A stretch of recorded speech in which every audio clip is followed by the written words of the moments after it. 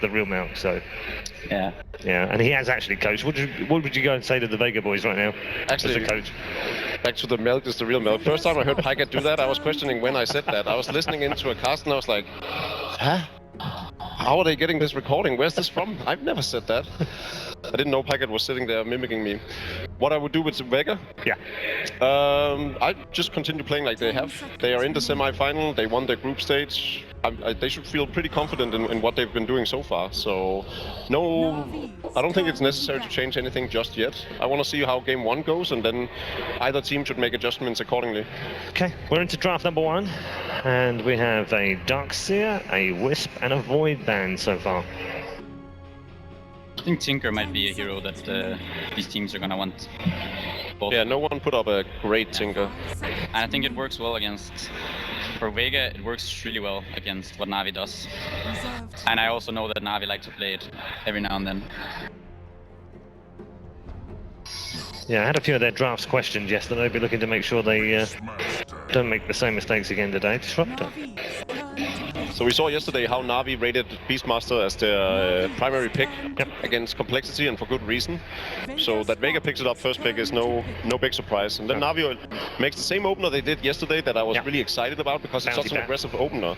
But that was also the lineup where they were all over the board. It was we discussed on the panel how it was one of the worst lineups we'd ever seen competitively. Bambo said that he would prefer them to have just all randomed instead. He did. And it really did seem like that. So they must know something. They must have felt like, well, okay, we had the right composition, we just didn't do the right thing. Watch them do the same lineup and completely demolish them. That'd be interesting. Well, you see the Disruptor ban from Na'Vi. Disruptor is one of those heroes, when you play Batrider, it's very annoying to play against that Disruptor, so I think they already had this in mind, that this PM is gonna be picked up and then they're gonna get the bad Bounty Hunter. And there's not gonna be a Disruptor there. Yeah, Vega do have the Avenge for the swap, so you can break the lasso, but... Yeah, pretty quick for picks. Do you think it's a Dendy Batrider or offlane Batrider? It's an offlane Batrider, I'm pretty sure. General plays that hero all the time. They run it a lot though. We always think that it's going to be an offlane Batrider, and they're like, okay, we'll just put it on Dendy, and then they just get crushed. The reason they like picking this Batrider, and also early, is because you can put it anywhere. Putting it, mid lane or off lane, you leave the draft very open, so it's very hard to read what they want to do with it. I really hope they learn from yesterday and let General play it and then have Dendy do something else. I agree. So Na'Vi, they're banning a lot of stuff that Vega used during the group stage. Disruptor was kind of their first pick support. They also won off the back of FN Alchemist. I think he had over 1,000 GPM. They could go for the Axe Slaughter combo with it and then put General on the Axe, and then the one position Slaughter that we saw them run with great success. That would actually convince me, because they can put out so much aggression and keep on fighting throughout the game without being... they don't have to wait for ultimates or anything. They can just keep on fighting. They have some tanky heroes. They can keep frontlining and then earn a lot of track gold. And I would like to see Dendy on the Batrider, but only then. I think it's a little too early though for like a X/Starter. You want to see what the other cores are, because they could easily just put the Beastmaster in the 4 position if they wanted to and draft it non-melee cores, which X struggles a little bit more versus. What do you think about Lifestealer not being taken by any of these teams or banned? Well, I think both teams like playing both with Lycan and Drow Ranger, especially Lycan. Both these teams play it a lot, and already now they have heroes that are quite decent at dealing with the Lifestealer. I wouldn't be surprised, even though, having that said, I wouldn't be surprised if we see Na'Vi pick it up. The Lifestealer? Yeah, I mean, it's very good with the Batrider, it's good with the Bounty Hunter. Do you think Vega will pick up the Drow Ranger? Because already Na'Vi has a lineup that can easily punish a hero like that. Yeah, it's pretty scary to pick up Drow Ranger here, but I know that they do like to run it. It's also the Klinks is another hero that they like playing. Also very scared to play against both Batrider and Bounty Hunter. Slark as well, I think it's pretty good versus both of them. Slark might be an option for them, for sure. Good against both Bounty Hunter and Batrider. And Vision. Yeah. And Tinker being taken out here by Na'Vi. Trademark Sonaiko. Yeah. Chilling. I can play anything. Just pick me Sand King 5th. When you kill people with level 1 Sandstorm, then you know what's up. There's the Lycan. Ban this time by Vega. So, considering they can run the Batrider on both offlane and mid lane, and they can run the Slaughter on both offlane and safe lane, I don't think that pick would be too bad now. Are we expecting to see another champ? Mind you, they are on Dire side. They are on Dire, but it's still gonna be pretty hard for them to kill Roche, seeing as they have this bounty bat. And there's gonna be the Hawk on the bigger side. I think you could pick it now, but I would rather have them wait with it. If they're gonna pick it, they might as well pick something like a Dazzle right now, and then they could go into it later. It would kind of help them secure their safe lane, seeing as they have a Bounty Hunter. It's also pretty good against Beastmaster and can engrave the target who gets gone on. There is still the lifestealer as well. Oh! Shadow Shaman. We saw Artstyle put up a good performance on that as well yesterday. Yeah. Much preferring on that than the Chen they've been using.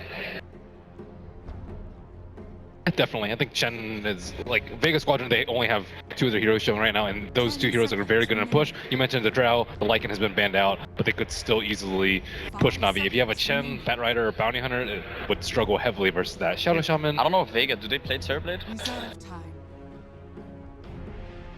they done it at all? No. I don't think so, right? I don't think I've seen it. Yeah. No, I think the thing is with them is that having not been at the major, they would have been Yeah. practicing some other stuff. Very difficult to figure out what they might like right now. And in terms of pro games, yeah, it's only really recently TV's kind of come online, particularly here. I like Vega's Just position towards the right end of the now major as well. in the drafts. They have, it's very open for them. They can pick pretty much anything they want. Wow. They're gonna keep it open. Okay. Vega can still go anyway with this. They can go into push or late game. They can run a Beastmaster in the jungle still if they wanted to. Kind of hard against the Bounty Hunter. Still possible. Maybe not recommended. Had a very underwhelming performance at the major. 16% win rate. Yeah. But they can go into a lot of different carry heroes.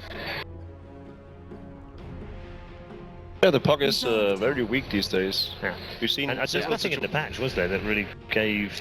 So the thing is with Puck is nowadays people pick pretty much only mid heroes that can scale into late game. Even a hero like Bat Rider, because he has the lasso that goes through VGB, scales better than a Puck.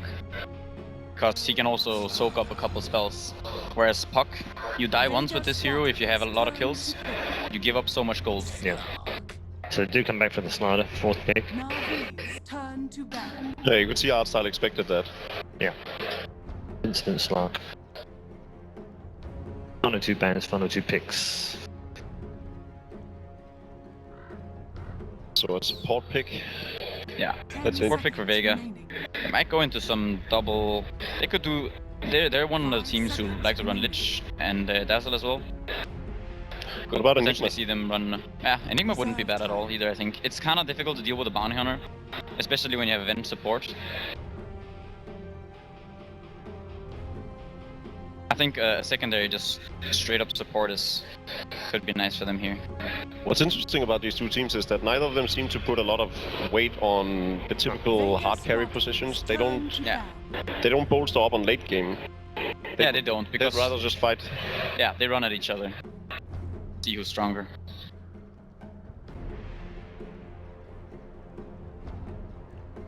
It's a really good Phoenix ban. Yeah, Phoenix would have been a very good hero for Vega. Yeah, with all the disables and of course the coil from the puck. So you're looking at just a standard support for Vega's last? They could run something. They could run some semi-greedy support, some Night Stalker Doom, something along those lines. But Yeah. kind of don't want to do it. I think when you play up against a hero like Bounty Hunter, you just want to solidify your lanes. You just want to have strong lanes, so the Bounty Hunter doesn't really have anywhere to go. And then he kind of becomes useless. And then pushing can be quite efficient against the Bounty Hunter as well. Yeah, Abaddon. Oh my god, I was like, Abaddon versus all these debuffs. Sure you were. Thanks, Milk. But I was like, there's no way they're gonna pick it. Very good against the Bat Rider, Yeah. Slaughter. Yeah, it's That's a very great good pick. last pick. Well, I was like, okay, Tree is sometimes picked versus Bounty Hunter, but like Tree is terrible versus Bat Rider. So I was like, okay, what's another defensive support they can go for? Now he's gonna have a real hard time dealing with this Slaga and Abaddon. And Bat Rider, I think, should definitely be in the offlane position now. If you have him as like a mid, like no matter how many items he gets, he's going to be very difficult for him to initiate on any of the cores on Vega. It's so hard for Na'Vi right now because they want to be able to go late game and kind of split the map, but it's really hard because fighting head on versus this It's gonna be difficult. Timbersaw? Not too surprising. Then he played a great Timbersaw yesterday as well. Yeah. At least it's an off-lane bat. That is true. I am content with both lineups. I think we're in for a 50-50. Depending on how they execute their lineups. Okay, split down the middle.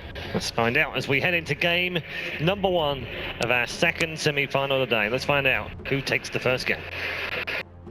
Thank you very much, Paul. Indeed, we're here. Na'Vi versus Vega Squadron. I'm Eddie Pixel. I'll be joined by Cap and Blitz for this one. We've just seen the drafts. The final pick, Abaddon, of course, from at the side of Vega. The panel seem to love it. Are you guys liking it as much? And how do you feel Na'Vi have closed this off with the Deadly Timbersaw? I think the Timbersaw actually works really well just because 10 seconds remaining. it's good against the Slark, it's okay against the Beastmaster. I guess there are a lot of disables and silences overall, but I think Timber can thrive in a game like this. But I think the Abaddon pick is the most interesting just because of the Slardar in the enemy team. That was eHome's original counter during the Frankfurt Major. Yeah, I actually really love the Abaddon pick. I think there are very few times where the Abaddon is a good pick in this kind of meta, but there are so many heroes on the side of Na'Vi that get countered by the Abaddon. I think that last pick actually swings me in the favor of Vega Squadron. I think their draft is a bit better. I agree with Blitz though that the last pick of the Timbersaw was good, but I don't think it swings it enough. I think Timbersaw is still going to have issues. Necronomicons, you've got the disables of the puck that are going to be a little bit irritating as well. It's another one of those games, and I feel like I say this a lot, where for Na'Vi, Dendi just has to have a good laning phase and transition from there and take over the game in order for them to have a shot. I mean, for you, Blitz, do you feel that in the laning phase that this is going to be an issue for either side? Is someone going to clearly come out on top during the earlier portions of the game? Navi's most likely going to come out on top in terms of laning, just because, for example, Slark plus Vengeful Spirit is not a very good dual lane. It has some kill potential against the Batrider, but other than that, might be a little bit rough. Yeah, and there's not the same kind of roaming potential that the Bounty Hunter provides for the side of Vega Squadron. The best they can really do is maybe get more farm from their offlane for Mag than the Batrider, because he'll jungle. The battle begins. So you favor Navi's draft or Vega's? Yeah, I favor Vegas because the Abaddon. Okay, I think Navi is going to go ham this game. Okay. I'd imagine Dendi. Is it just because of the draft, or do you think it's an out draft, or do you think it's just because this lineup is like very Navi style? No, I just think they have options. Okay. I think their options are a lot easier too. I think this is a pretty great game for Seneko. For example, you have 2 supports, both aren't very greedy, and I find that both should be getting pretty far behind. But bang on bottom lane. I mean, first blood just like that for Vega, catching out General. That shouldn't happen, should it, Blitz? No, that was pretty greedy. He decided to go from behind. Yeah, he tried to do the classic play where against a tough lane, you try and pull it as a Batrider from behind and then go through the jungle, but I don't know, where he did it just wasn't quite the play. It was a little bit too close to the Slark. Dude, I was just describing how Na'Vi has the advantage, in my opinion, and then General immediately gets first blooded. Come on, man. General is supposed to be like, General did so well yesterday, too. General, I mean, he's certainly kind of over the last few tournaments as well. He's always given a really good performance. And no one indeed caught out without the all 5 HP. He's actually going to live there, but only just a very, very precarious situation to find himself in. And Seneko nearly being able to capitalize on the fact that he'd already thrown out that Lucio. He tried to go for the counter ward. Like, Seneko dropped his counter and went for the kill on the enemy counter, and no one pushed himself forward, but he was too late. And then he's in close range with the Bounty Hunter. He'd already used his orb. That was such a crazy attempt at sort of an all-in that wouldn't have resulted in anything. Because Seneko, he's fine with trading counter ward per counter ward, because obviously that still means he can sit there in biz and harass the puck. If you notice right now what's going on, Seneko is attracting the attention of 2 different heroes at once. Like, he's messing with the Beastmaster. The Abaddon can't really do anything to kill him. He does have dust, but kill potential is kind of low in that regard. He's even going to find the regen rune right here. Oh, that is so good. And so as long as General has an okay time at bottom lane, like, the overall game flow should go pretty well for them. Like, Detyara doesn't need a ton of farm. He just has to have a somewhat okay laning phase. Then he's going to scale pretty fast. And I'd imagine this game goes south for Vega at the point where he gets his Blink Dagger. So Seneko actually had the vision of him. Yep, shields out, and Vega will turn back towards the bounty. They had the boar, maybe they could have chased him down during the dust timer, but Fortunately, that's just not the case. One of the big downsides of the event here is that's not a real good offensive hero. Can't punish Seneko getting caught out like that. All he can do is provide the turnaround. It's still Bounty Hunter taking up a lot of time. Down on him as well, making a jump onto General. Dig at the Firefly, 4 stacks onto Shoma the Slayer, and he will bring down the Venge and get himself out of there. This time, General able to make the plays against this dual lane. That was very well done by him.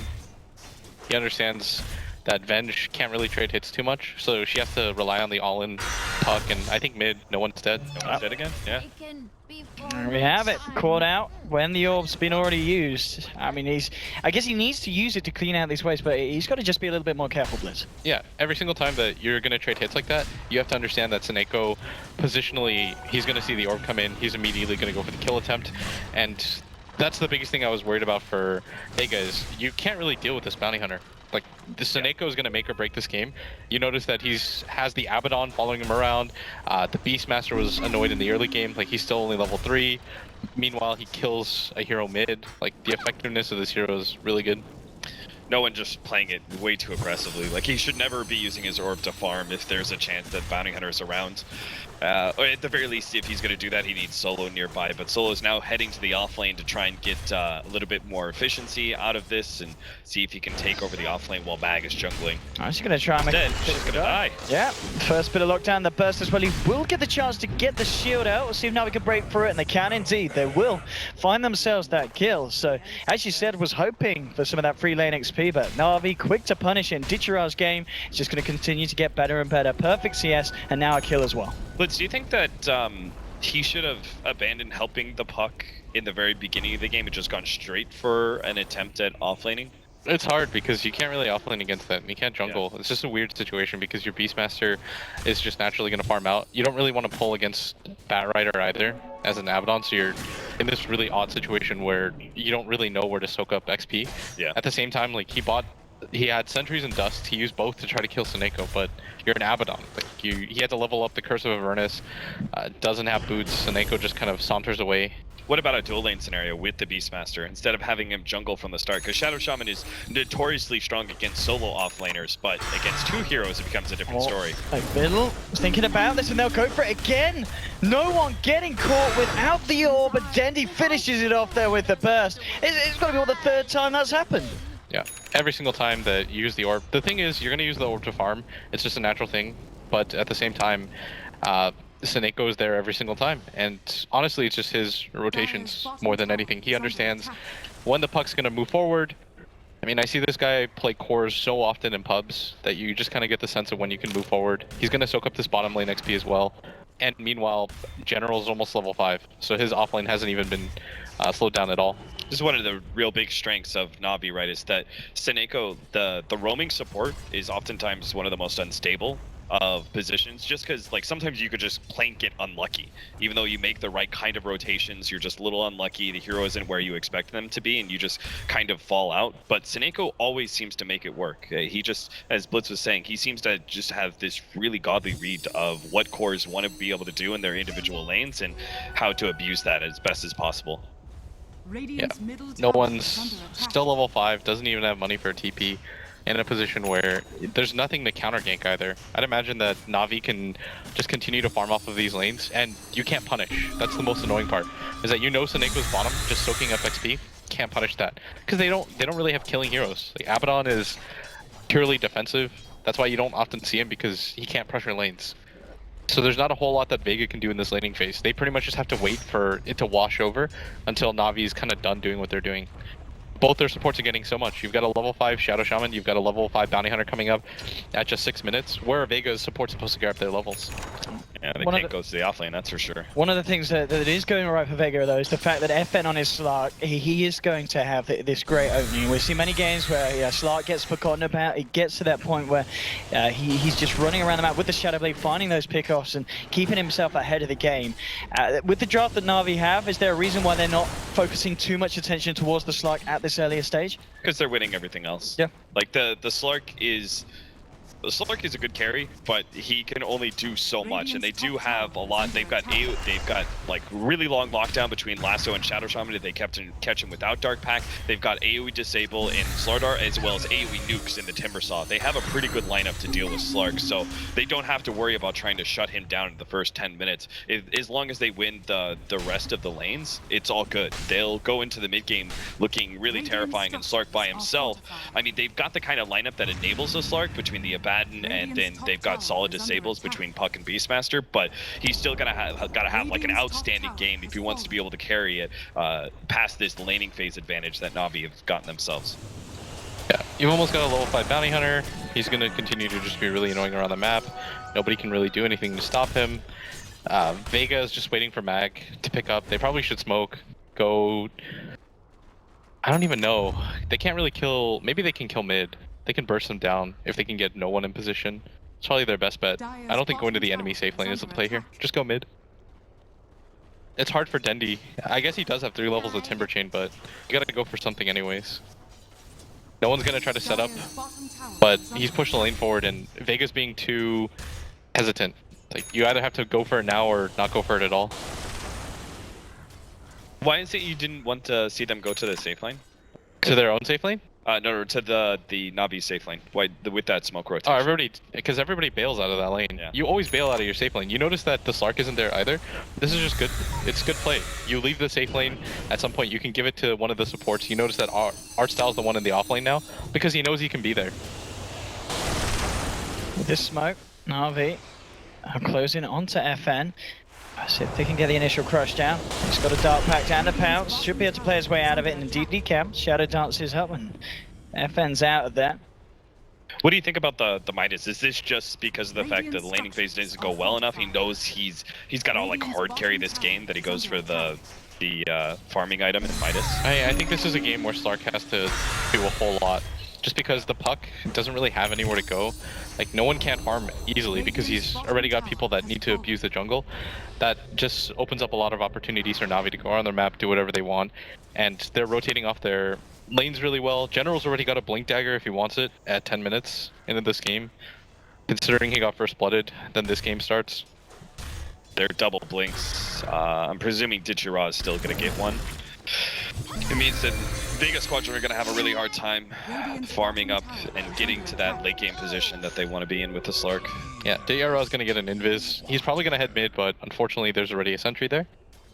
On top, Vega looked to be prone to try and find some kind of action. General was very, very close to being caught out, but fortunately for himself, moves away from the team of Vega. Vega will be able to get this tier 1 top by the looks of it, unless Na'Vi can get a reaction up in time. And it looks like Vega, after poking with 4 heroes, just a little bit scared about fully committing. Na'Vi themselves have 3 towards the mid.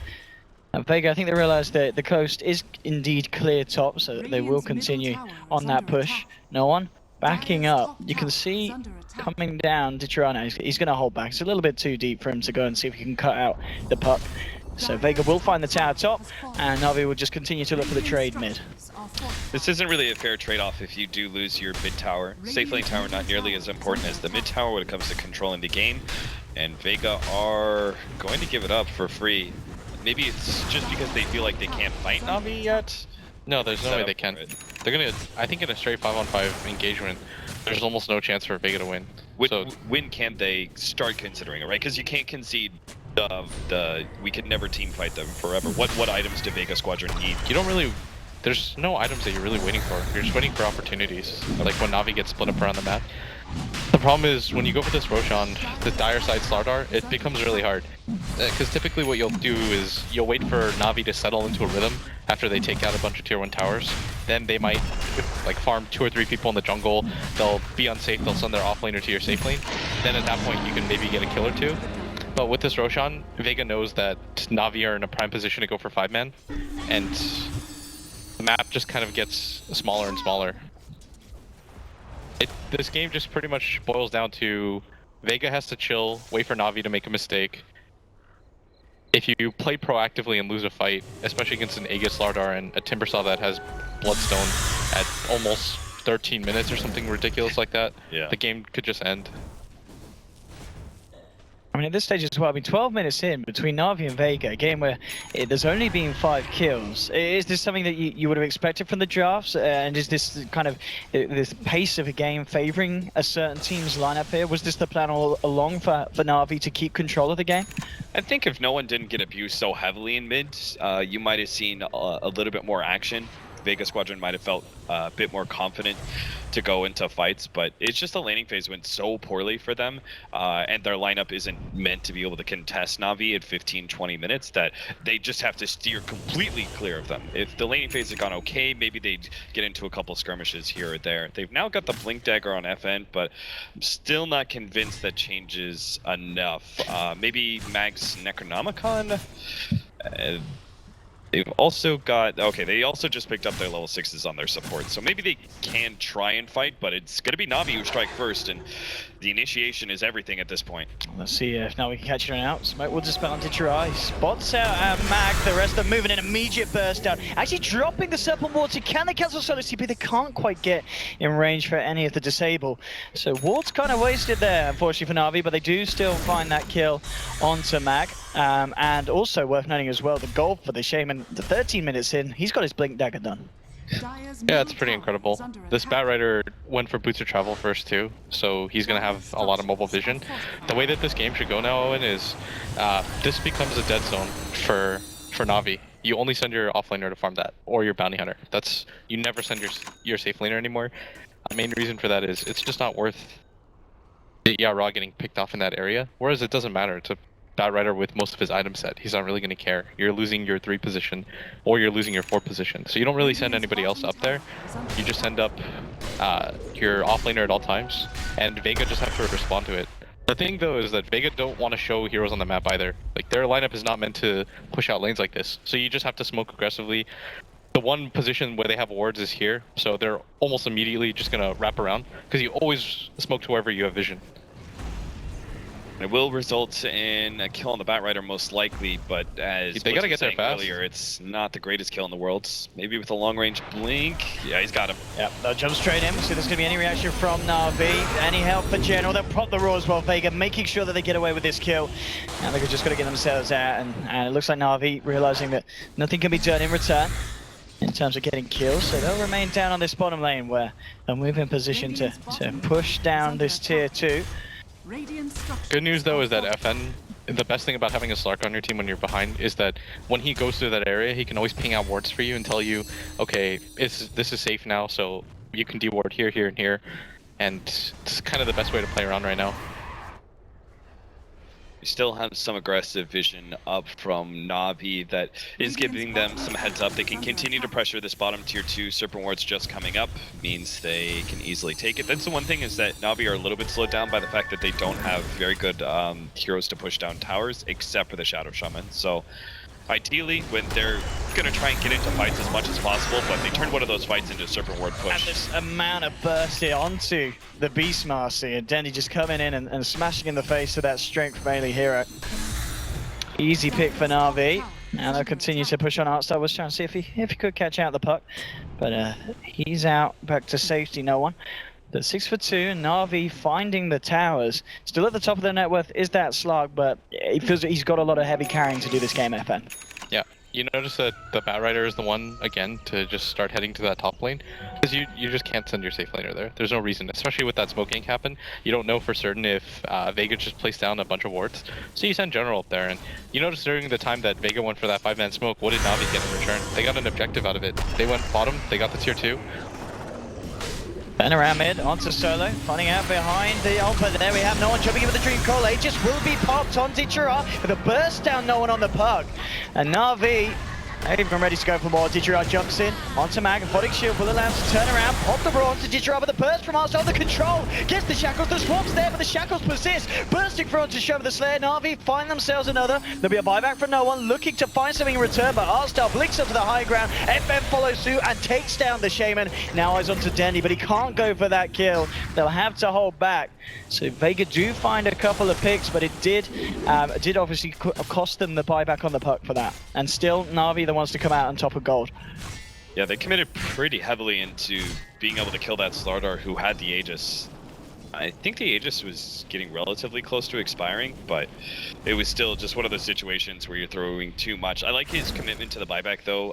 That, at least, I can support Vega Squadron. If they can just create in these really chaotic fights, allow FN to be able to get some more kills, and he starts getting closer to that carry Slark that we know is a real pain in the ass past 35 minutes, then they at least have a window of being able to win this game, but they just have to weather the storm for like a full 20 minutes, and that's giving up every single Roshan. That's, as Blitz was saying, you're not really being able to show on map and push down waves really quickly. They just have to kind of continually go for these smoke ganks every once in a while and hope FN can keep up the farm. I think I agree with you in the sense that you kind of have to wait for your Slark, but at the same time, I don't think waiting 20 minutes when only one hero on the map can farm is... No, that's why I said they had to go aggressive ganking, right? It's hard though to gank because the way that their abilities work is they almost always have to commit an ultimate to kill somebody, and I don't know. This is just a rough game no matter what for Vega. You continue to play this game, the pace of the game. It's only the Slark that can push out lanes. You notice even that top wave, they're not willing to risk anybody but FN to push out waves. So then he has to bounce between top to mid to bottom. You have your blink dagger so you can do it also while farming the jungle, and it's okay. But there's going to be a point where Vega just should go for it.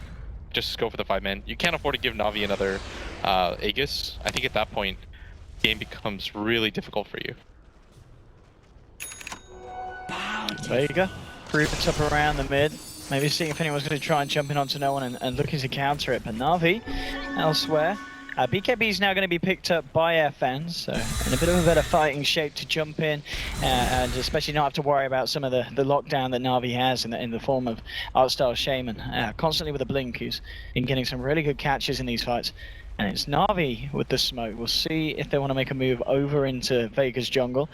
If they're going to feel confident enough to do that. They don't have the bat with them. I mean, but for this kind of last 5 minutes of the game, General's kind of been in his own little world. But mid lane though, jumping onto Dendi, and General now turning up with the boss. Because of their spacing down, he's got a lot of farm, and he has got the initiation onto Mag. The swap step, but it doesn't matter. Mag's already gone down. FN starting to fight back though. Takes down Artstar, now popping the BKB. FN just decides to TP, realizes he can't find anything more from this fight. Vega, they've just got to bail, try and keep the rest of them alive. There's a jump in onto Solo. This man already used the ultimate. He's got the aphotic shield, will be able to keep himself alive. The Na'Vi take the 2-for-1 trade nonetheless. The game continues to get harder and harder here for Vega. Yeah, it doesn't win the fight, but I do like the choice of FN to pick up the team fighting item in the BKB. He's got, again, like so much AoE damage he's got to be aware of. He can't always rely on Dark Pact to save him from the multitude of disables that Na'Vi has. So maybe the next fight will go well with the BKB, but for now it's just like the initiating damage and disables was on a Timber Saw that you would never be able to kill, right?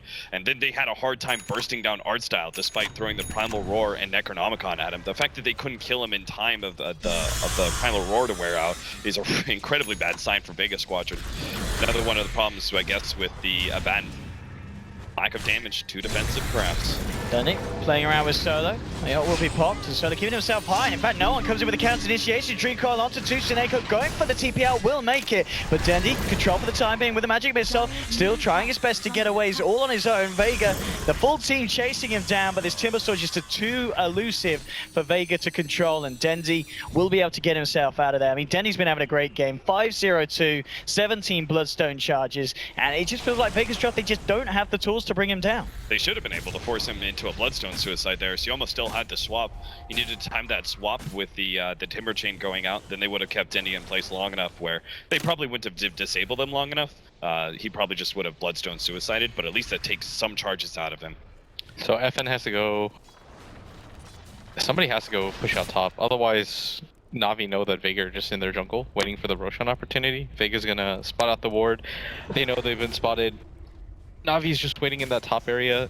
This is the first time that Ditya Ra has gone to that top side, and it's just because they showed 5 heroes bottom. Like, Vega can't afford to split up anymore just because the Bad Rider Slardar combination is so good. Yeah. Plus, you have a Shadow Shaman with one of the earlier blinks I've seen in a really long time. This is rough now because they didn't address that top lane push while Roshan was still down. Now Roshan is up, and if Vega Squadron show whatever hero it is that pushed out the top lane, then Na'Vi go straight into the pit. Hey, Na'Vi can just flash Dendi forward. You can't burst him down, so now 2 people TP top. You immediately go for the Roshan, then you can even smoke out, get wards, start heading mid, rinse and repeat. The downside though is you use the roster wards. Yeah. But again, Navi aren't real pressured for time in that regard. Right, they can afford to wait for the next round of Serpent Ward, still have Aegis. They're not in danger of FN becoming an overwhelming force anytime soon. I mean, what do you expect FN to be building next after the BKB? I mean, what does it... Okay, so it looks like he's going to go to, what, the route of the Skadi here? Yeah. It's one of these situations where you really feel for core players just because when you're behind and you're playing a core that has to accomplish so much, you feel like you have to get everything. You need a BKB, you need a gap closer, you can't go Shadowblade because your team is so far behind and they've got Trek and Slaughter's Amp, so it's not super reliable. Like, there's just too many things that FN has to deal with right now, and so much of the game is on his shoulders because Puck is not one of those heroes that magically gets better after being behind for 20 minutes. I mean, you have to give credit to the way that FN's been playing, though. I mean, he's 2-0-3, involved in all the action that Vega's found, and he's still keeping himself at the top of the network board. So, I mean, everything's kind of been laid down for this Slug to have a good game. It's just as you said, because of the losses elsewhere in the team's composition, he's got so much that he needs to achieve and accomplish as this game does continue. Yeah, you notice that Vega go for the smoke, and people might find this a little bit weird because they just got Roshan, but the majority of this is just all that thought. Oh, they get the catch onto no one, and they will take down the puck of the sidelines. Now looking for more. Arsdale being focused by FN. Fen takes down one. Now looking for more. The control general lassos up. Mac drags him across solo. Brought down. The coil will be dropped as buybacks coming out from two members at the side of Vega. Navi as well getting Arsdale back into the fray with a buyback. FN cleans up a second. Double kill for the Slug. Solo looking towards Ditcherash. Shoma getting chopped down by Dendi Shakram. FN finds general. They will kill the bat off as well. So buybacks being used by both sides. I believe 2 from Vega, 1 from Na'Vi. But again, the situation persists where FN is not dying and he's making a lot happen on this Slug. Yeah, he's going pretty insane right now. This hero is keeping them in this game. Yeah. And I love the fact that they were just like the last time it happened with the Puck where he bought back. Like I thought that was a good play. And this time around, like the double buybacks coming out from them, like they know they're at such a disadvantage that like these team fights are their only way to claw their way back in. So they're willing to blow every bit of net worth they have to be able to win the fight. And they traded a gem over to their advantage. He was thinking about a solo kill. In fact, he's gonna have the back of a Dendi flying through onto Shaman, but FN's there on the backlines, kills off Shadow Shaman. FN maybe looking for more, swap onto Denny, but now Vega realizing this is not the fight for them, trying to get out, eyes onto Shaman the Slayers. Navi chase down the Venge, will finish him off. But again, FN adds another kill to his repertoire. It's pretty much just 1k gold away from the completed Skadi. And this Slug does continue to get fatter and fatter, but at the same time, of course, across the board, Na'Vi looking to be the stronger team. And General, oh, that's a big catch. If they can finish off FN, bring them back to the rest of the team, but there's not the initial lockdown. They do still get the Shadow Dance off, but the stun holding in place for the time being. They've got to get FN out of here, and he realizes that himself, just pops the BKB, makes sure he gets himself back to safety, and Na'Vi just couldn't get that kill, which would have been absolutely huge for them. Middle tower. It's okay though. You just have to force BKB charges now. Vega understand that FN, he has a lot of potential to do good in this game, but at the same time, like, you have to stay realistic and understand like BKB charges are running out, and you have to continue to play aggressively. There's the completed Skadi. Vega Squadron have done a great job drawing out this game, even though they're at, I mean, now that I see the way that it's fully playing out, the Abaddon pick just wasn't, I was excited for it, but it just doesn't seem to be a proper hero, and they were at a very distinct disadvantage draft-wise, but I think they're doing a really good job of, like, the backs against the wall, they're at a huge disadvantage because of the lack of, like, strategical options that are available to them. All they can do essentially is just push out this game and put the game on FN and say, please carry us, but yeah, they are doing a good job of drawing out the game and giving FN an okay shot. FN himself has done amazingly, and just not to die against all these, like, they've got, what, 3 different Blink Daggers? Yeah, they have got so much catch, but yeah, as you said, just FN being really smart the way he plays around Na'Vi, and I mean, you look at the net worth and the fact that Dendi and FN, the two at the top, I mean, the question is who's going to die first this game, because yeah, as we've seen, neither of them getting caught out. I mean, that could be the way that the game finishes. Finally, one of these, you know, Titans will fall. Na'Vi starting to get the push on in the mid lane. Vega, we'll see how they want to react. They do have the ults available if they see an opportunity to jump in, but at the same time, well aware that there will be the potential for Na'Vi to counter-initiate. General and Artstar hiding in the tree line, so they'll have to let that one go. Another tower into the bank of Na'Vi. So Vega want to come out here. Yeah, they're going to lead with Solo. He's got the ultimate, so Batrider can't jump him. CFN jumps forward. They're going to find him on Artstar, blinks away. Yeah, they know the Aegis is gone. Yeah. That's why they were kind of toying for a fight. Maybe they could catch Na'Vi slightly out of position 5 seconds before the Aegis is actually down. Not the case though. Na'Vi playing it rather safe, and next Aegis is probably their high ground push. This is where Vega Squadron, they probably need to get at least one like really good aggressive fight, an objective or two, because the next Aegis and Cheese is going to be potentially their death knell. Vega's gonna go for this tier 1 tower because it's not worth it for Na'Vi to fight. You can just send your Timbersaw to spam out, but it's important to push out the side lanes, which is what they did. You notice that bottom and top are gonna push in. Deyara has no interest in really helping out mid, just because he knows this is not really where you make your stand as Na'Vi. Yeah. You slow down Vega Squadron's progress in taking that objective, but unless you see an opening, you don't commit. Yeah, Deyara just continues to push out the side lane. Vega's gonna commit for this tower. Na'Vi are like, okay, it's 30 minutes into the game almost. Who really cares about a tier 1 tower? And they still have the tier 1 bottom, which helps them control the Roshan pit, so... Yeah. Deyara should get out after this wave. Vega with this double back smoke hanging around, see if anyone on the side of Na'Vi comes out into their own jungle. But Na'Vi, they're playing it smart. Whole team back up behind their tier 3s, making sure that they don't get caught out by this movement from Vega. Dendi now starting to move out with the backup of Seneko and Artstar, and Vega still poised on that high ground. See if anyone's going to come close enough for a jump to happen. It's Vega looking for the wraparound, no one. We've got to watch him, see if he gets that big dream call that he needs. Still just on the sidelines. I think they did just show slightly, so pings are there, and Dendi now coming in with a vision with the Shiva's Guard. Will catch out Shema the Slayer, jumps in, Benj is gone. Quick pick for Na'Vi, and it's all over here for Vega in terms of finding a fight there. They've got to get themselves back to base. Jurat continue the chase with Dendi. No one's just using the yours to try and hold back Na'Vi and allow the rest of his team to escape. So Vega unable to find that opening there that they were hoping for. It's just a little bit too projected. Like, you have to make a move like that, so I'm okay with what Vega did. But it's just one of those situations where Na'Vi understand, just don't be greedy. Why push out that mid lane? Nobody from Vega showed themselves on the map, and this is the brilliance of pushing out the side lanes at all times, because when nobody from Vega is defending a tier 2 tower from getting hit, like, where else could they be? This is going to be the safest farm that they could possibly get on the map. So it's a process of elimination kind of thing. They didn't go for the bottom tower, so you know that they're mid. Just wait it out. It's one of the big strengths of Timbersaw too, is that he's able to, like, they have that information. They just sit back behind their tier 2, chalk them down the waves. Seen his high ground potential, but even just protecting some of the outside objectives, he is quite formidable. And now Vega Squadron are left to the Roshan fight. They can't just let Na'Vi have it. They can't just give it away. But at the same time, Na'Vi do it so quickly that Vega Squadron have to, like, almost in a paranoid way sit around the Roshan pit and hold that area constantly, which is going to leave Na'Vi available to split push, particularly the top lane.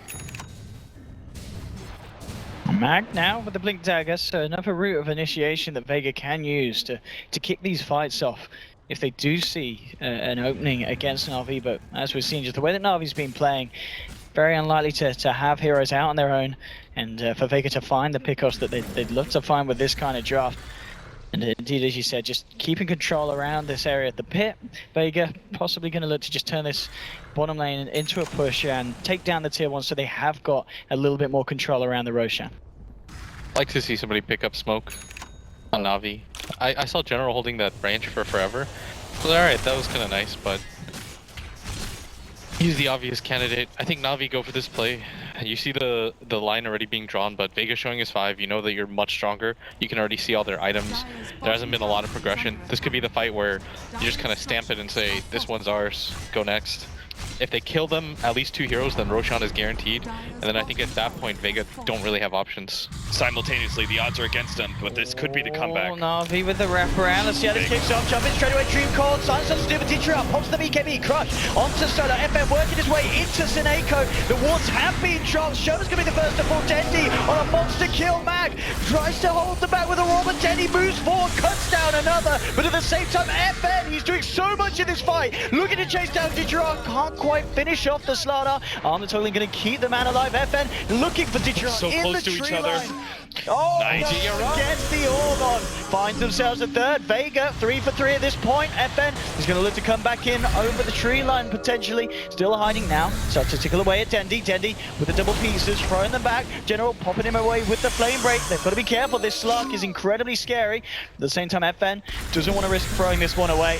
No one coming back in. Playing around with Dendi. Shadow Dance will be back up in a bit, but FN holding off the fight.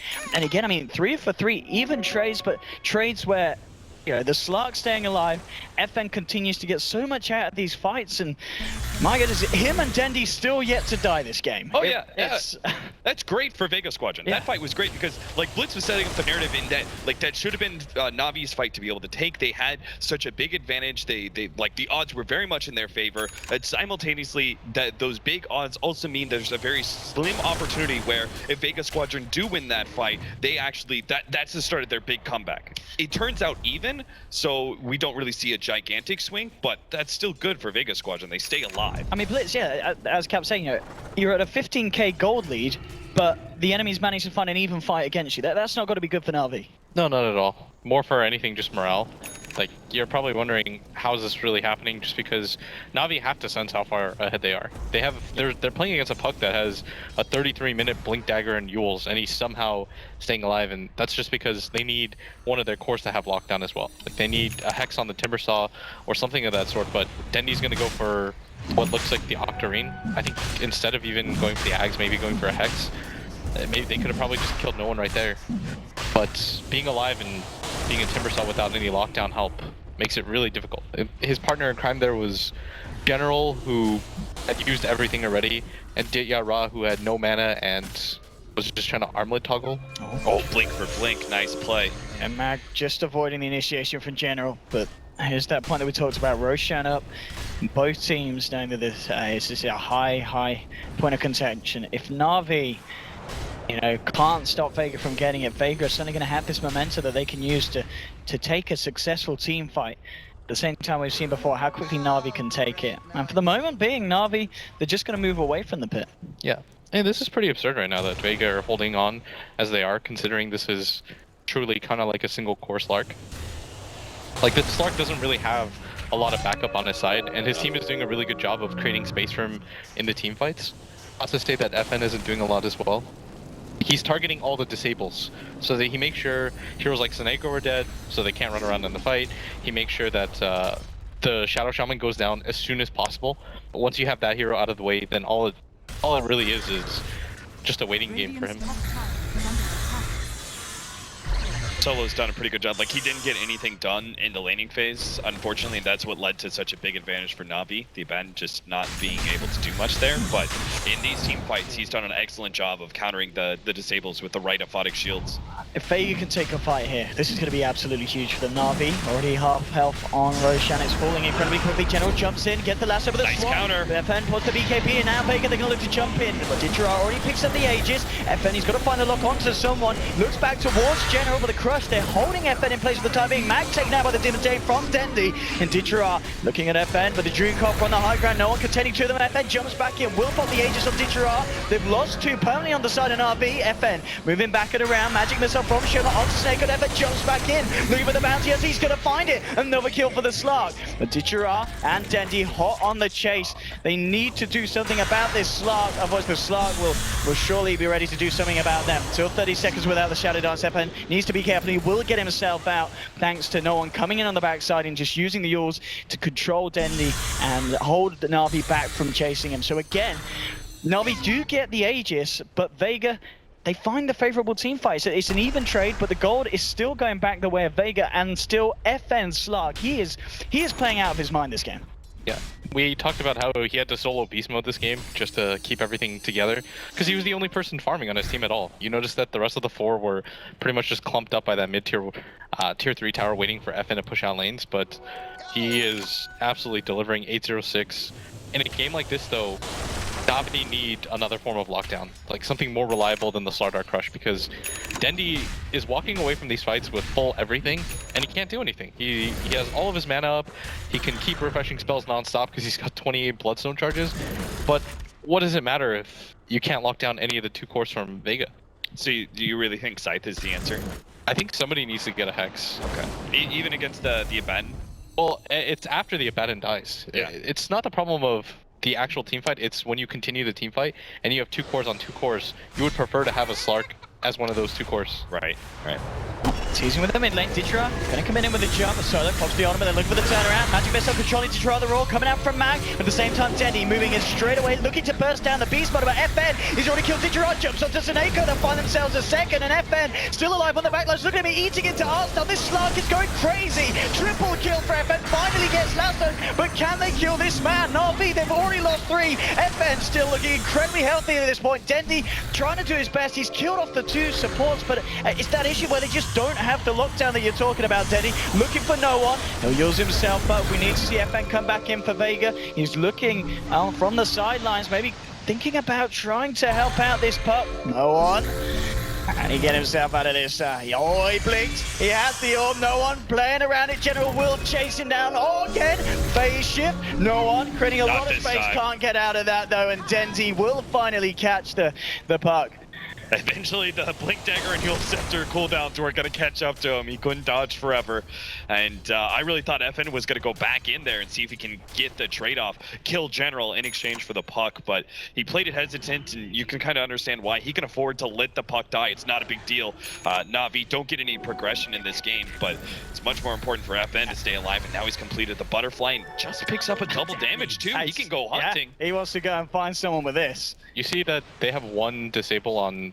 Or they have he has 1 defensive item on the puck with the Yule Scepter, and they still takes forever to kill him. Goodbye. Another kill for this slot. I mean, FN, if they can catch him though. But the question is, it's a big if. I mean, FN, if he gets too greedy in RV, they might be able to punish him, but FN, he can just afford to do this. Ditra pops the BKB, but FN pops him. Dendi and General there, but they just can't control the slug. He's out. Again, 2 more kills to his tally, 13-0-6. It just continues. Look at the net worth, 27,000 on both Dendi and FN, miles ahead of the rest of the pack. But at this stage of the game, that value, that net worth, it just seems to do so much more on a slot. This is so cool to watch, just because you would assume, okay, Vega's in almost a checkmate position, and this guy is just going around the map, solo killing cores by himself, picking off supports wherever they walk. He just killed Diarra, forced the BKB charge as well. Diarra is now down to 7 seconds. Like, this guy is absolutely delivering in this match. Yeah, there's an innate amount of survivability to his Slark, but still, like, you were facing up against 3 Blink Dagger Disablers for, like, 25 minutes of this match. He should have died at least once by now, but he just hasn't. He's hit all the right dark packs. His team has also managed to save him when it comes to the team fights and some of the earlier clutch moments. And now they're actually ahead in this game. Even if Na'Vi, the metrics are going the way of Na'Vi, it's the fact that we push this later and later. We've seen the way that the team fights are swinging more and more heavily into the favor of Vega Squadron, and Na'Vi don't have the same kind of power where they just like win 1 team fight and then immediately take a lane of racks. So it's not even like if they win 1 fight now, the game might be over. It's not even close to that. It really feels as well. Just FN's itemization was absolutely bang on this game. The fact that he got that early Midas, then he picks up the blink rather than the shadow play that we've kind of seen most Slarks in this current state of the game opt for. Then he gets that early BKB, and because they just can't kill him, he's able to accelerate to this point where he's just incredibly stacked, and Na'Vi just don't have an answer for FN running around and jumping at them. Yeah, they desperately need the Hex. You notice that Dendi I really think this should have been his third or fourth item. FN jumps in, Dream Call onto Artstar and Seneko. Artstar will get the wards out, the Shackle as well. And BKB comes out from FN and he's ready to just continue fighting Denny through the Shackle from the sideline. The next big pop, General gets the last off, but General's dead. Showma will fall in return. It's a 2-for-1 favouring Vega at the moment, and FN still looking incredibly healthy. Starts to chip away at Ditcherard. Seneko laying down the tracks of Dendi. Drill trying his best here. FN starting to steal the essences away. Solo and no one playing around it. FN has been hexed up, but they just don't have the damage to kill him. FN looking to move in onto Ditcherard. Shadow Dance comes out. They'll take down the Slaughter. FN continuing to just dismantle Na'Vi. They will finally lose Solo. FN eyes towards Seneko, jumps forward. Hasn't got the vision though, so Seneko will be able to get himself out. FN disengages. But another fight where they just can't kill this Slark. And I mean, the Abaddon and the Venge, Na'Vi will kill them every time, but the rest of the team, it's just proving to be too slippery.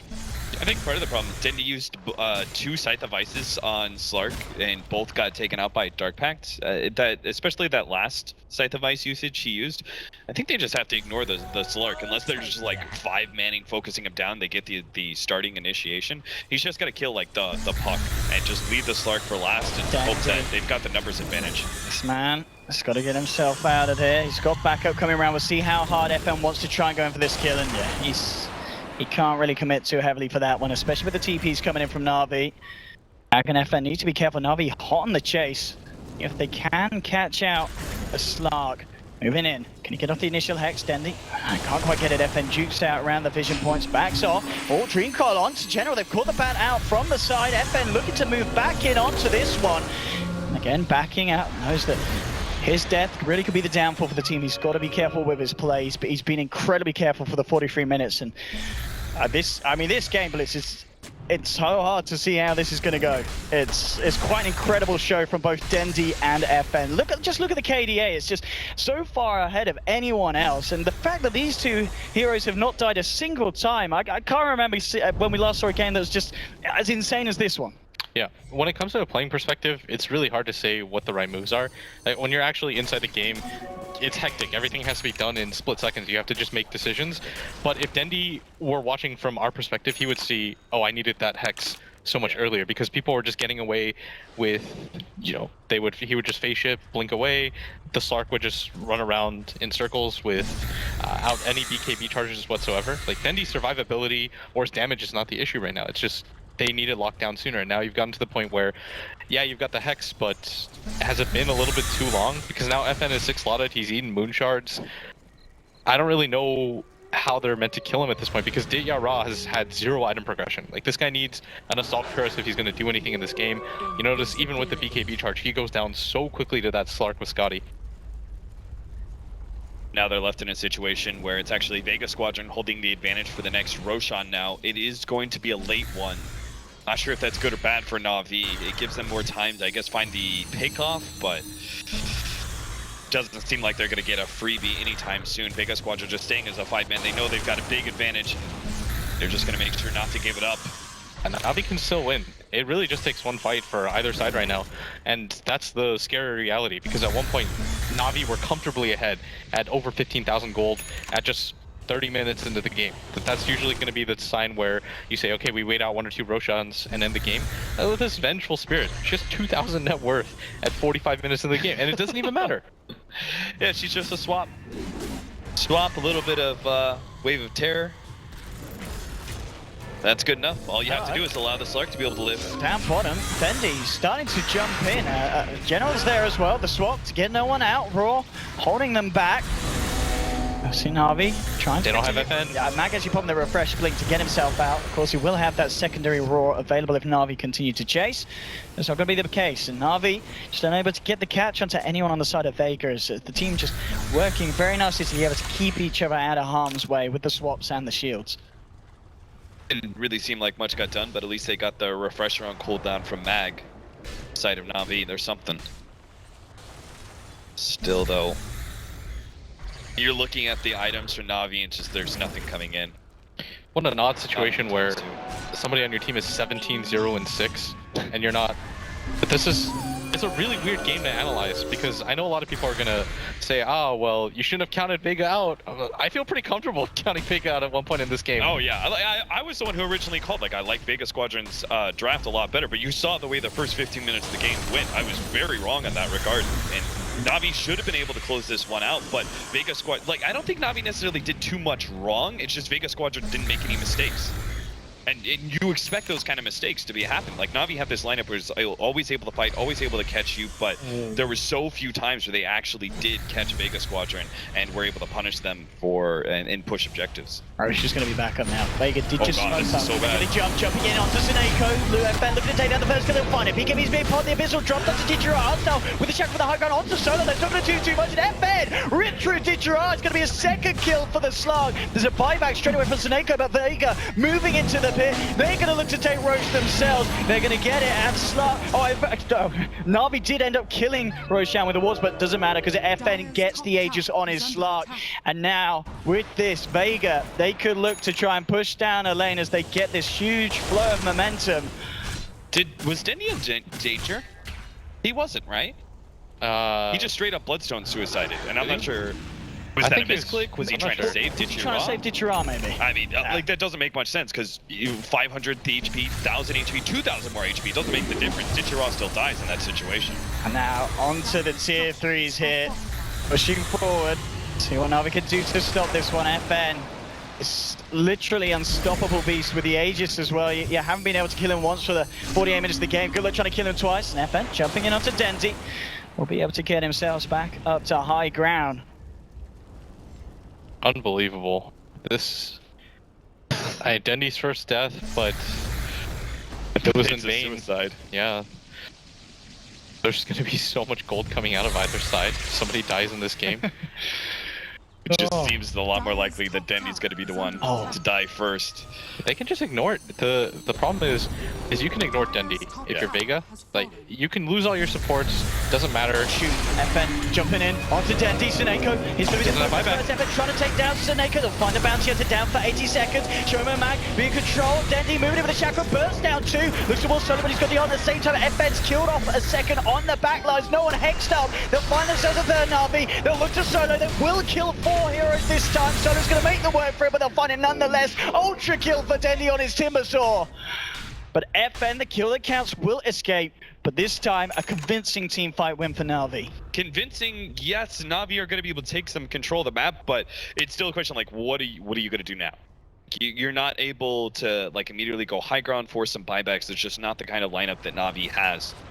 It's very, like, mid-game focus and very suffocating in that regard. And they won a great team fight. And one of the big advantages is that they were able to just focus down everyone else but FN. And FN's only effectiveness in that team fight was targeting down the bounty hunter, who isn't really much of a hero right now anyway. So it was like a really good trade-off for them. But it still doesn't allow them to be in a winning position despite such a huge blow. Yeah. Like, it should be such an amazing swing. 1 for 4, 45 minutes in. But it's just not. What needs to happen in these team fights is FN, what he's been doing so successfully is he's been killing Ditya for his team. So then that gets rid of the majority of the disables for Navi. So you pair up with Mag, get the roar off onto the Slardar, immediately burst him down with the Slark, which has been happening every single fight. Then you can move on to the other heroes. Like, that's how you prioritize targets. You kill the Slardar, then the Shadow Shaman. After that point, Slark is unkillable. You just can't kill him. But this time around, Ditya was finally able to swing his net worth around. FN. That was such a ditch, yeah. Force the BKB at general. Actually can't even allow so. Brings him back. If Navi can kill this, they've got the crush. The amplify's down. The Hex as well. Have they got enough to bring down FN? Dendy turning on with Arcel. They'll take the Aegis. They've got to do it a second time though. And backup from Vega is on its way. And they know that they can't go again. So, I mean, they've shown us that they can at least take him down. But, of course, the fact he has that Aegis Vega, not too phased, and they're actually going to be ready to maybe look for a push there off the back of that down the mid lane. Yeah, they know that the lasso's on cooldown. But at least Navi, they confirmed their suspicions that if they 5v1 FN, they can probably win that. He does bleed. I mean, I was kind of curious at this point. Is he actually the Terminator? Is he indestructible? You just have to find out, man. Yeah. Another awkward thing, like Dendy as well as FN, completely maxed out. Maybe FN can swap out his Blink Dagger. but Dendi is certainly maxed. I mean, where do you go from here? 8,500 gold. He started buying tomes of experiences for his allies. He's gonna buy all the wards. I mean, where's the Timber's moonshot? You know. You got a dig on 5 on Timber now. Yeah. You replace Shiva's? It's risky taking away all that armor, but I think you can. I'm not sure. You really want to dig on 5 though in a game like this. Yeah.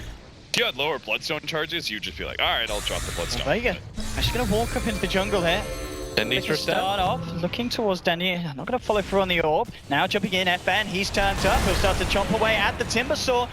And the Timber chains out, turns around with the chakrams. Can Vega continue to chase this? The rest of Na'Vi kind of scattered around at the moment. Dreamcore's going to be dropped. They really want to try and find this Timber Saw kill. FN starting to chip away. General comes in with the lasso, with the swaps there. Shoma saving his teammate. No one pops the revenge of the Dreamcore again, but already the burst from Dendi takes down 2. Now they look to FN. They need the control, but FN gets the Shadow Dance out. He'll be able to get himself down to the south. Only the 2 dead on Vega at the moment, looking to try and control no one on his puck. Yours is up. Can he get himself out of it? The rest of Vega have bailed. They'll find the Shackle Arsenal's got the control, and Na'Vi find themselves a 3rd. FN, he recognized that fight. He was like, fight's over. Gotta push mid, gotta push bottom, gotta stop Na'Vi from being able to push out as soon as they finish up that team fight. Because it's, again, the Beastmaster going down so early. No Primal Roar. I mean, he has a Refresher, so he's got 2 of them. But he doesn't even get the first off because he just gets popped by Dichira's initiation. Game is so confusing. I feel like going for the Timber is the worst possible target. Yeah. Just because you're giving him free armor. Dendi's not going to die in a game like this. He's definitely going to die. FN takes it down. Pops the BKB, realizing that he just can't allow himself to be controlled. In fact, just goes to General. Chomp. The Hex. Lasso is there. They need more control. Have they got it into the Chakram? FN falling low. Hexed up again with the Shadow. Can he die? The cross kills it. Oh, they got it. They killed the slug. Dendi! A huge influx of gold. They've finally taken down the raid boss 53 minutes in. 53 minutes in. They certainly took their time. What is this game? Vega, those last 2 teamfights were, like, as much as FN has done for them, and it's so hard to criticize him, but the decision to go for the Timber Saw, every bit of their success has been them killing Ditya Raw, getting him out of the way, roaring him, just killing him with the Slark. Then they can move on to Dendi. Because this guy has no armor. He goes down very quickly to the Slark. He can't run away because of the Scotty. There we have. He got your memo. Yeah, you've got to go for the dig on 5. This is, every Timber Saw knows this. It's not a real 6 slot without this item because you want a finisher. You want an item that you set up your burst with all your spells, then you take somebody out of the fight. If they had just gone for the Slardar, you look at Na'Vi, you take away such a large portion of their control plus their team fight, and then you can deal with Dendi 1v5. No one jumping back, but Dendi gets the Hex off. He's moving in fairly deep, but the rest of Na'Vi not willing to jump in yet. They'd love to force out the buyback from the Slark, but 30 seconds, and he will be back up. They really want to hold on to this Slark buyback because if Na'Vi can force that, that gives them an endgame scenario, but it's just not happening. Sol is actually just on the front line, stopping this push practically by himself with a little bit of spam from the back lines, and I mean, it was such an amazing, the fact that they finally killed FN, but again, it's in a scenario where they don't get anything major. Like, they get this net worth influx where Dichira's going to make some progression in items finally. He's going to probably get that AC we were talking about earlier, so he'll have some armor and still have buyback. But they didn't get a really, really big game-changing win, like forcing a buyback out of the big carry. I think this is okay overall for Na'Vi. They've gotten some hold back onto the game, but at the same time, Vega have to stress, you have to look at how the fights are going more than anything. Just replay them in your head and say, every single time we've killed the Slardar, the game's been great. When we go for this 60 armor Timber Saw, when you stack them up, like it's 75% physical damage reduction. You're not, there's no point. I mean, you get yourself a few essence shift stacks. That's what I thought he was originally doing. Just he was building them up. Yeah. Then you go for the Slardar, but then in the middle of the fight, you notice he popped his BKB and continued to just go for Dendi. And Dendi's just like sitting there. He's like, all right. And it's also the fact that, like, if FN wants to do that sort of thing, where if he just wants to beat on the Timbersaw for Essence shift charges, that's fine, but the rest of the team can't ever follow that up. The rest of the team shouldn't be focusing Timbersaw either, because naturally, if you start doing that, you start focusing on the tank and seeing if you can kill him, you're gonna make positional errors, and that's what's happened both times. That Na'Vi had managed to get a big initiation with Ditchira hitting a crush and Batrider getting a successful lasso for once, instead of just getting it canceled out by a swap or an emphatic shield. Yeah, I mean, look at the rest of Vega's lineup. They have nothing to deal with this Timbersaw at this point in the game. It's just FN, and so what has to happen is you have to isolate Dendi. You have to get rid of all of his friends. Yeah. Then you have to tackle that problem 1v5 together through like math and stuff, but as it stands, he's never going to be the first target. Yeah. Now you've seceded a lot of control to Na'Vi. Na'Vi's going to go for this Roshan pretty comfortably. It's actually going to be a silver edge for Ditchira. I do like this as well, though, from FN, of course, just trading out the bots, putting them on the correct, getting himself a refresh, you know, having double BKB, double Shadow Dance, double Abyssal Blade. That could be what he needs to be able to self-sustain in the fights and manage to turn them around for Vega. Yeah, he doesn't need boots. He's got 427 passive move speed and a Blink Dagger. If he really wants to get some more fast, he'll pop the active on the butterfly. Yeah. Yeah, this is something that we've seen. We usually don't get to see Solarka this late into the game. The game usually ends by then, but this is every single team, like hyper late game, this is what Slark goes for. Yeah, is such a good refresher. It's like all the way back to like ESL One New York, where I think like Black was playing it or something, and he picks up the refresher in the do or die scenario, and it works out beautifully. This is probably the most entertaining game I've seen in this tournament so far, just because... I'd have to agree. Yeah. Is there a reason why Dendi hasn't got the Dagon 5 sent out to him yet? Why he's not holding it? Maybe it's still, I think it's a Bloodstone charges. He doesn't want to get rid of Shivas or anything else, so he's like, if I lose the Bloodstone charges, then I swap out the that's a good idea for Dagon. It's because when he dies, right, he'll instantly revive, and then he swaps it and Boots or travels in. Okay. Alright, so Na'Vi are still in a good position. We've said this like for 30 minutes. Maybe this is where they can start getting the ball rolling again. This is a very interesting progression on this net worth graph. How it kind of leveled out, and then suddenly, you know, Na'Vi do regain the flow, and it's you know, it's a straight steep hill back down into Na'Vi's advantage. I mean, it does mean that like Na'Vi can always win this game. Yeah. Because Slark is so maxed out. Like the game doesn't necessarily get much harder, so Na'Vi can have that hope. It's all up to the individual decisions of these carries. I mean, the team, obviously, they represent like 40% of the team fight, but it's the carries that bear the burden of this game now. Yeah. You notice that everybody from the rest of the side of Vega aren't that strong. Dendi, here comes the ball, immediately jumping into the double. He couldn't keep himself alive on Snow. He will live for the timing. FN finishes off the Shaman, though. He did already get the walls down. Mag with the Rossi General controlling him on the back lines. FN, but the Shadow Dance loads himself down onto him as well. He back to the no one pulling over. He swaps out. Shoma saves the puck. Solo, he'll get taken down as well. FN pulls the refresher. Shadow Dance has to get himself out. Buyback from the Abaddon. The Venge as well. Vega need everything that they can to hold on to this fight. Ditchira and Dendi moving in onto the Vengeful Spirit. Can they kill him for a second time? He's falling like the Chakram. They'll do it. Shoma down for opponent. 80 seconds. FN, we can see who can get a lock back onto, but it's General getting the lock. Jumps in. Lasso on to no one. They've got the control. They'll bring down the puck. Buying back immediately. FN jumps in. Starts to work their way onto Dendi. Dendi team changes away. No one looking to control. No G, but again, the Roar onto General. Solo moving in. FN just forward. Abyssal Blade jumps on the bat. FN finds himself the back kill. BKB pop turns towards Ditchira. Punching away. Stealing a down for 2 minutes. Ditchira falling down. Loses the Aegis. FN's been hexed up, but they got the follow-up control. FN moving back. Aphotic Shield protecting him as well. But Vega fighting without 2. They're going to be fighting without 3 now. Solos to fall as well. Vega only 2 left alive. The Hostile giving Mag a little bit of a tickle into the fountain there. But Na'Vi may have just done it here. FN's trying his best. Jumps in onto Hostile. Hostile gets forced back. They're going to save with the control.